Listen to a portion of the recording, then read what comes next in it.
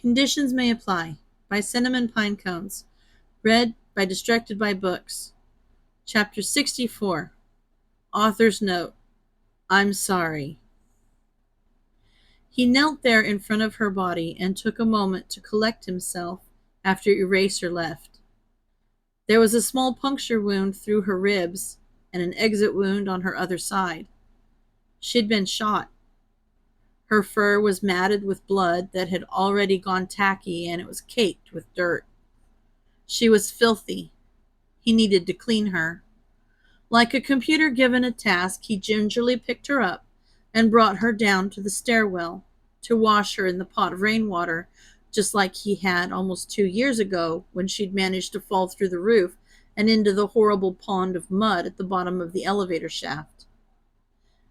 She was already so cold, and the water was even colder. Instead of submerging her in the water, he dampened a towel and got off all the blood he could so that her light fur wouldn't end up dyed a rusty orange by blood-dirtied water. Once she was clean, he turned on the space heater and set her down in front of it, just like she would have wanted on a cold night. He stayed with her and smoothed down her fur until she was dry. He had no clue how long it took. He had no clue how long it had been since he found her. He had lost all sense of time, and his mind had floated far away. Grabbing her and her favorite blanket, he trudged robotically back up the stairs and into the back alley. He knew this would happen, just like it did with Shinso. The world wouldn't let him keep anyone or anything that he allowed to know him fully. They left or they were taken. He couldn't have something like that. He couldn't hold anything too close or he would break it. That damn cat was the only living thing that ever knew the whole of him and stayed anyway. And Kami, that was sad. He couldn't even have this. Of course he couldn't. No, everything he touched was doomed to fall to pieces just like he was. His mind was gone from him as his body went through the motions of pulling out one of his knives, stabbing into the compact earth, and clearing away the chunks of dirt with his hands. He knew he was crying, but only because he could feel the tears dampen the soil. It felt like seconds and years by the time he dug a suitably sized hole. His hands shook as he gently picked up her limp form and laid her in the shallow grave. Her pristine light blonde fur caught the light of the nearly full moon and contrasted starkly against the dark earth beneath her. He didn't let himself linger on the sight as he covered her in her favorite blanket before piling the soil back into the hole. In all his years of solitude, he had never felt so alone. It wasn't until he was back in the pitch-black stairwell that he let himself fall to pieces. He dropped to his knees as wretched, screaming sobs ripped themselves from his chest. He pulled off his mask and tried to stifle the noise for a moment before giving up entirely. She was all alone. She was all alone, and he wasn't there to hold her, to protect her. He was supposed to protect this place. That's what he was for. That's why he was here. And he couldn't even protect the one creature that had been there for him through it all. He left her, and someone killed her. Kami, someone killed her. He was so angry he didn't even know how to feel it. It was too much. It was too big. He was angry at whoever did this, and he was angry at himself for letting it happen. He wanted to find who did this and beat the life out of them slowly and painfully. He wanted them to be in agony. He wanted to make them pay. He wanted to tear his hair out and rake his nails through his skin. Maybe he wanted to make himself pay for his own inability to protect her, or maybe he just wanted to feel something. Kami, anything else, anything at all, anything that wasn't this. He knew this would happen. He knew letting himself get attached would be the end of him.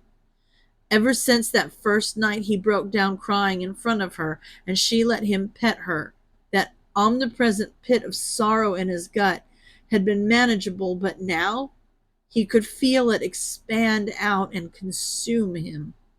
He didn't have the heart to do anything but let it. Kami, he swore the weight of it had never been so heavy. Not even on the nights he spent on the roof of his old apartment building, debating whether or not he should pull back the flimsy safety fence and let himself fall. It was wretched. He was wretched, and his hands itched for the gun that still lay beneath the bottom stair. He thought of Shinso.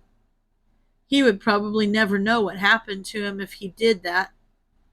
On the off chance his body was found, he would hear about it on the news. That wouldn't be very kind. He knew Shinso still cared about him, even though he was a liar, even though he'd been avoiding him for weeks because he was too much of a damn coward to tell him he was a null. He should at least say he's sorry. Say goodbye, right? He owed Shinso that much. He owed him far more than that, but he was too much of a coward to say it. He deserved more than Izuku could give him. Shinso deserved a better friend. He hoped he would find that after. Through blurry vision, he picked up his phone and opened his text messages with Shinso. What the hell was he supposed to say after everything?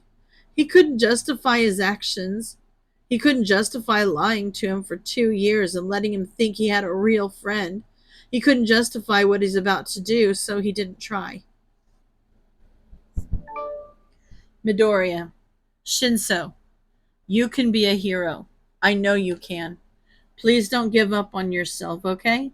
You're the best friend I ever had, so keep on that schedule and do it for me. Be a hero for me. I'm sorry for ignoring you. It's not your fault, it's mine. I'm really sorry, Shinso. Kami, he was a mess. That was indecipherable, but it was going to have to be enough. He pressed send through the mess of tears clouding his vision and didn't even notice he had an unread message. He couldn't say goodbye. He was a coward. He was still such a damn coward after all this time. He knew it was a bad idea. He knew he shouldn't do this. He should just go to sleep, but the weight of his grief was unbearable, and he couldn't have stopped his legs from carrying him down the second set of stairs if he wanted to. He very much didn't want to. After walking around the desolate warehouse district for the last few hours of patrol, Shota made his way back to the ruins of a building he left Ivy at. He's not sure what made him come back, but his gut told him to, and he'd learned to trust that kind of feeling over the years. As he walked up to the dilapidated warehouse, he could faintly hear wrecked sobs echoing from inside. It sounded like a child. Kami, don't tell me that's Ivy, he muttered to himself. The building was in shambles, and the floor looked liable to crumble underfoot. No one should be in there. It wasn't safe, but clearly someone was in there, and he couldn't just leave them. He knew it was Ivy. Who else could it be? Cautiously stepping through a large hole in the wall, his suspicions were given credence. There was a wood pallet with a target painted on it that looked torn to shreds, like someone had been throwing a knife at it repeatedly for a long time. Freak. The sound was coming from behind a door to his left, a door that had a hole cut in the bottom with a little flap of fabric hanging behind it. Oh, frick. A cat door. Shoot, shoot, shoot, shoot, shoot. That was their cat, wasn't it? Oh, Kami. They must live here. He knew that look on their face went beyond just losing a stray they'd been feeding. He knew they were probably homeless, but freak, here? They've been living here? This whole time, he'd been letting them go every night, hoping they went back to a nice warm apartment or something, but they'd been coming here? to this derelict factory that looked like it would fall if the breeze changed direction too quickly. He'd been letting them go home to a damp concrete floor and the pervasive scent of mildew, and no one else but a stray cat? Connie, if those sobs weren't enough to break his heart, then that realization surely was. They sounded young, too young. He knew they were young, but those sobs sounded like they came from someone whose voice had yet to drop. They sounded like they could be the same age as his students. Oh, shoot. He couldn't just leave them like this. But what the hell was he supposed to do?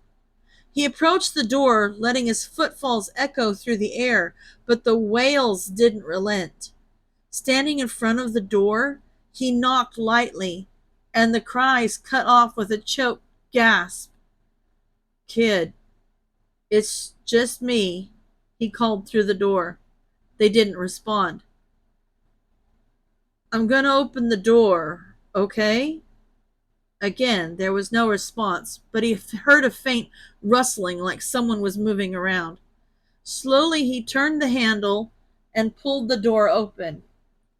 It was pitch black on the other side. The moonlight that shone through the holes in the walls didn't make it past the first 3 steps. How many years had this kid been living in the dark for? "Get out." The voice startled him after the bout of silence. They'd put their voice modulator back on, and their tone was cold. He'd never heard them speak like that. "Ivy, I don't think you should be alone right now," he pleaded.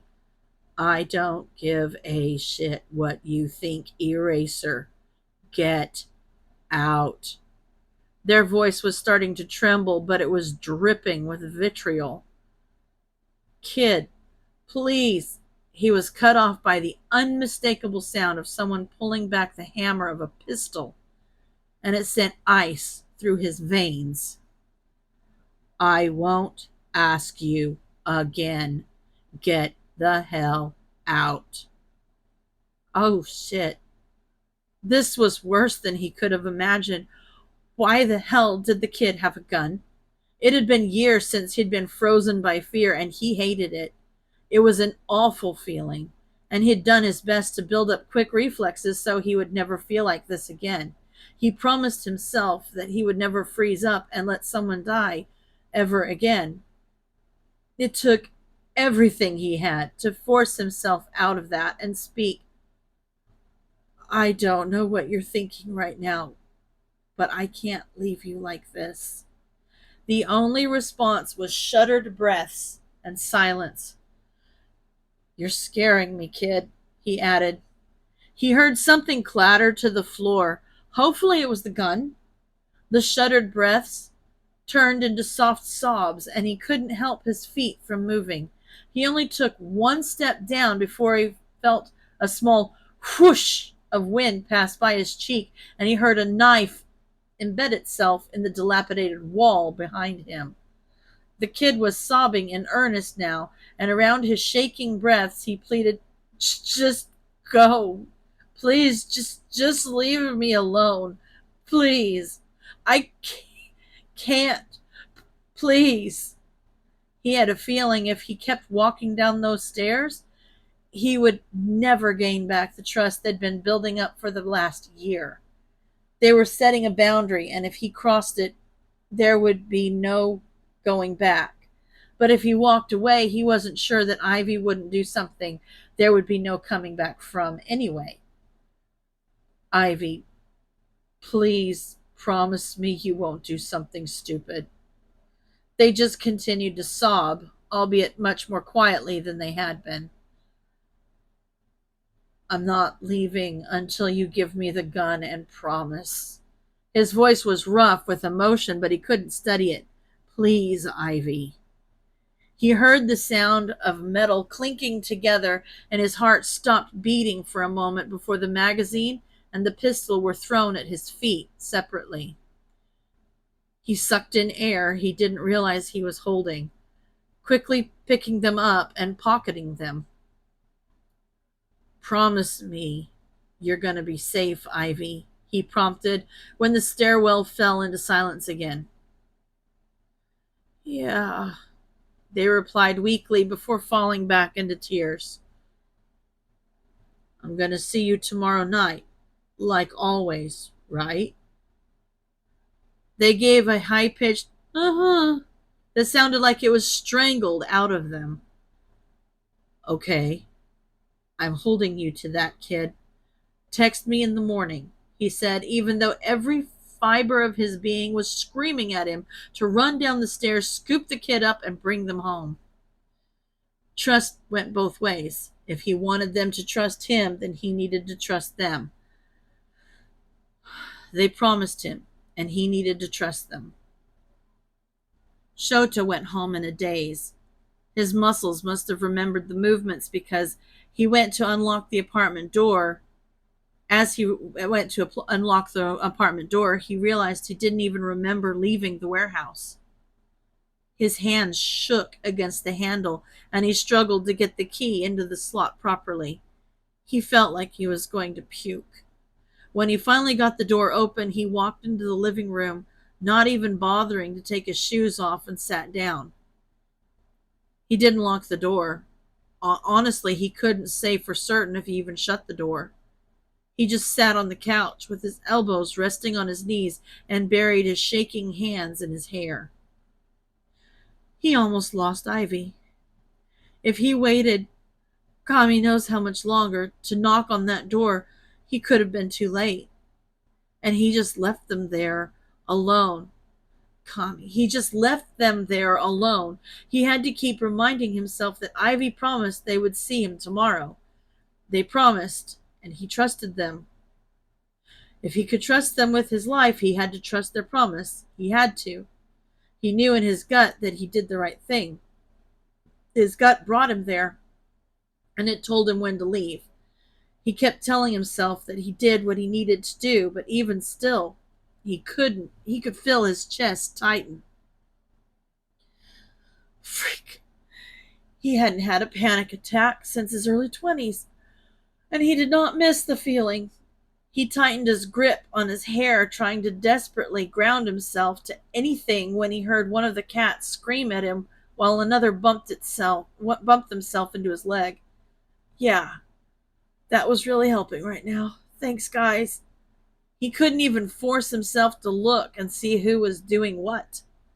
Whoever was shouting must have gone and woken Zashi up because he heard them walk into the room and let out a groggy "Cho?"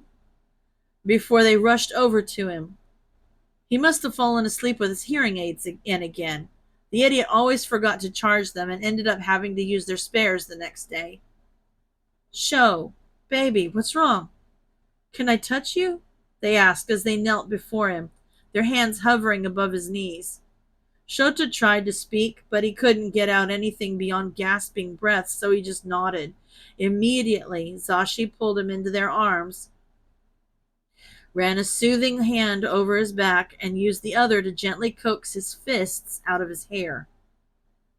"It's going to be all right, baby. Are you hurt?" they asked. He shook his head. "Okay, that's good. Did someone else get hurt?" he asked with trepidation in his tone. He didn't know how to answer that. Yes, someone else was hurt, but he knew that's not what Zashi meant, so he shook his head again. "Good. That's really good, Sho. Everything's going to be okay then, all right? Everything's going to be fine," they soothed. He must have been waiting for that reassurance because even though Zashi had no way of knowing what was going on, he felt a weight fall off his shoulders. The frozen panic that surrounded him thawed just enough to let the dam break. It had been years since he had had a panic attack, but it had been even longer since he just cried. And now here he was quietly sobbing into Zashi's shoulder. He couldn't get the image of Ivy's body lying in a pool of their own blood out of his head. What if he didn't listen to his gut and never went back? What if he just settled for sending a text like he was going to? What if he hesitated just a little longer at the doorway? What could have happened? What almost happened. He knew that kid had weaseled their way into his heart, but he didn't realize how thoroughly they had planted themselves there until he almost lost them. Golly, he almost lost them. He was probably squeezing the life out of Hizashi, but he couldn't bring himself to care, and they weren't complaining, so he just continued to hold him tight. He has no clue how long he sat there, but when the tears finally stopped, Zashi grabbed his face so gently and wiped away any lingering moisture. When Shota finally lifted his gaze to meet theirs, their eyes were wet too, and their hair was a mess. Kami. They were so beautiful. What did he ever do to deserve them? Why don't I make us some tea, baby? Is that all right? They asked, their voice thick with emotion. He still didn't trust himself to speak, so he just nodded and forced himself to let them go. They planted a kiss in his hair before they left for the kitchen. On their way there, Shota heard them shut and lock the front door. Great. He had left it open. He knew it shut most of the way on its own, so he wasn't worried about the cats having gotten out, but he was a little embarrassed. Kami, this was too many emotions for one night. Leaning forward, he buried his face in his hands and waited for Hizashi to come back with the tea. Hizashi was freaking out. They hadn't seen Shota like this in years, not since they first started living together and Sho came home a crying mess after some kid died right in front of him on patrol. It was awful. It broke his heart to even think about it, and here it was happening again, but he had to be strong. Shota needed them right now, so they needed to pull themselves together. He couldn't think of a damn thing that could have caused this because Sho just said no one was hurt. What could have affected him so much if no one was hurt? He wanted to demand answers to calm his own worry, but this wasn't about him. They needed to approach this with tact, so they let the familiar motions of making 2 cups of tea calm them. He needed to remember what he told Sho. If no one was hurt, then everything was going to be okay. When the kettle came to a boil, he poured the water into 2 mugs and took a few seconds to catch his breath while they started to steep. No one was hurt. Everything was going to be okay. With one more deep breath, they grabbed the steaming mugs and went back to the living room. When they got back, Shota was in the same position he'd found them last time, leaning forward on his knees with his hands fisted in his hair, but luckily this time he wasn't shaking quite so much and his fingers didn't look like they were clenched too tight. Sho, baby, why don't you sit back? Let me help you with your shoes while the tea steeps, okay? Sho looked up at him with red, puffy eyes, and it broke their heart all over again. Come on, Sho. They prompted again as they set the mugs down on the coffee table. Slowly, Shota listened to him and leaned into the backrest of the couch. He just sat there and watched with unfocused eyes as Hizashi unzipped the zipper and pulled off his boots. Once they finished, they carried the boots back to the genkan and put them on their proper place. When they got back, Shota had one of the mugs cupped between his hands, and he looked a little more focused. He sat down on the coffee table across from him and studied his face for a moment before asking, "What happened, baby?"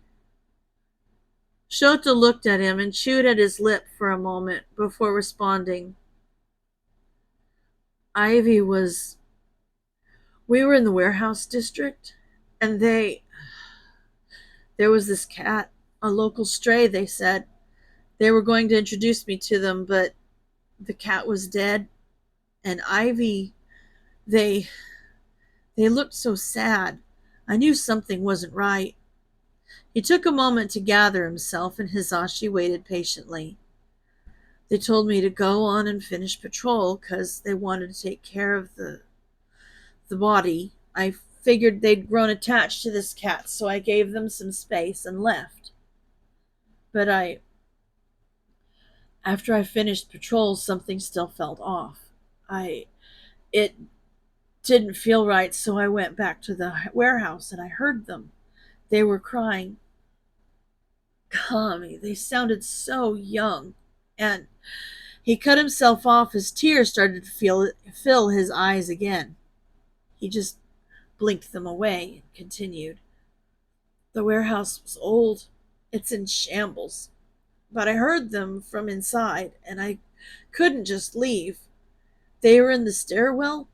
There was a little cat door cut out of the door leading to it, and they were in there, and I think they lived there. It was so dark, and it smelled like mildew. Shota's hands were shaking again, so they pulled them into their own to steady them.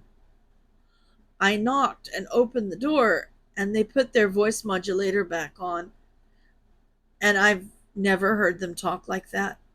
They sounded so cold, and they told me to leave, but I didn't. I took a step down, and I heard they had a gun.